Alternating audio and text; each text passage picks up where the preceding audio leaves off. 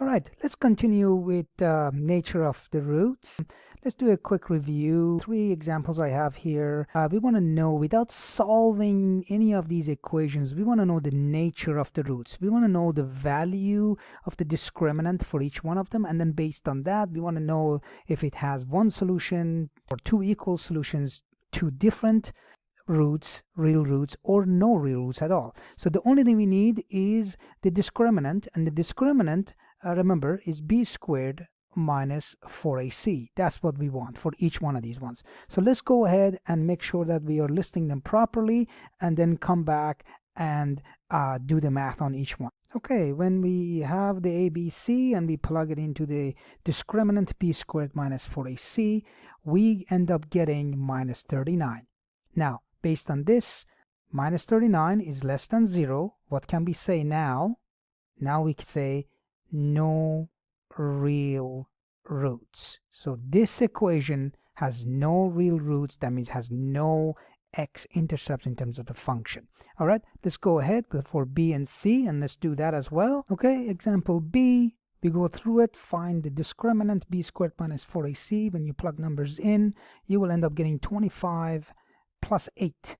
All right, and that's 33, and based on that, 33 is greater than 0. The discriminant is greater than 0. That means 2 different real roots. That means you've got 2 possible answers. Okay, 2 answers you're going to get. That's it. Now C, let's go ahead and do the C. All right, when we plug in numbers for A, B, C into the equation for example C, we're going to get the discriminant is 0. And if it is 0, that means you have 2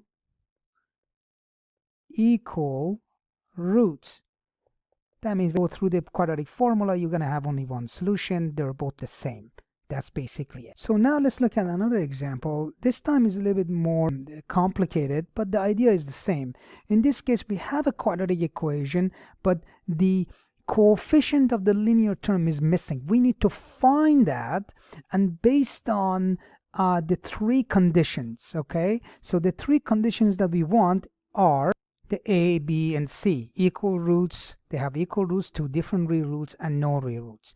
So basically, you have to go through the discriminant b squared minus 4ac, and based on each one of them. So equal root, what does that mean? B squared minus 4ac for this equation must be equal to 0.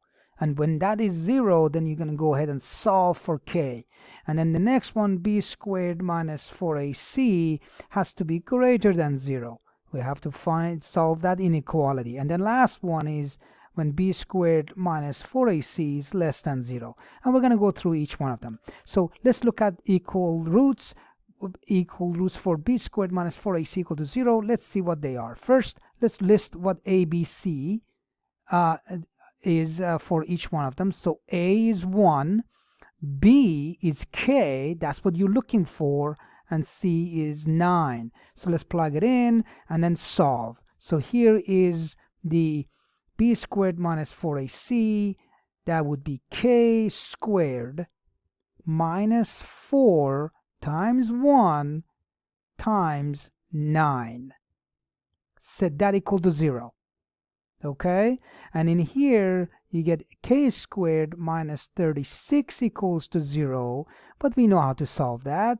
That's basically k squared equals to 36, and then based on that we know that k will be equals to plus or minus 6. Okay, simple as that. That's just solving that equation. You isolate the k squared, you add 36 to both sides, and you get 2 possible values for k. So when you have k equals to plus or minus 6, you will have 2 equal roots. All right, let's go through the next piece.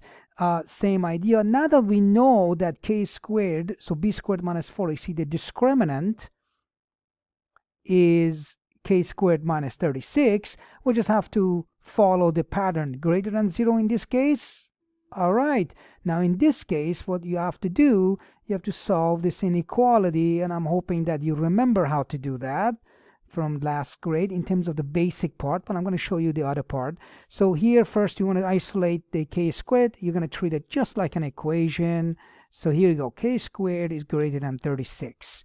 All right, and then this is the part that it's going to be interesting. When you take the square root of both sides, because you have to, this is the k squared. In this case, what you will end up getting is that plus or minus, which is up here. So you're going to have k, if it was an equation, would have been equals to plus or minus 6. But this is not an equation, that's an inequality. So you can't put the equal sign in there. And you have to watch now what is happening with the positive and negative, okay? So here is one part. One is that you take the first, the inequality the way it is. So when you take the positive root, k will be greater than 6. That means when you plug in, you will get anything that is greater than that, it will give you two different roots, okay? The next one is when it is negative, you change the sign from the greater than becomes less than, will be minus 6. So basically on a number line, what will happen is that if this is 6, this is negative 6, the solution to this quadratic inequality will be anything that is less than 6 and anything that is greater than 6 and nothing in between. And you can check, okay? So this one right here, so anything that is greater than 6 back in here for k, so we put 7 in here, makes sense, okay? 7 squared 49 minus 30, that's a positive value, that will work. If you put negative in there but is less than negative 6, that is negative 7, that will still work, okay? That's how you check.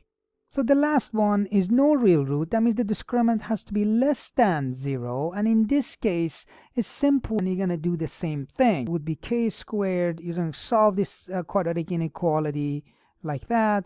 And that will give you, k will be, the first positive will be 6. You take whatever you see in terms of the inequality sign.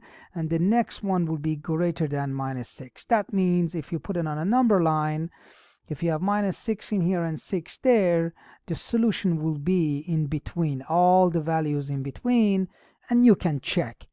Choose 0, plug it in there, is 0 minus 0 squared minus 36 less than 0? Yes, it is, because minus 36 is less than 0. And that's how you come up with all values of k, where you plug it into the original, so x squared minus kx, plus when you solve this quadratic equation will give you either equal roots, two different roots, or no real roots.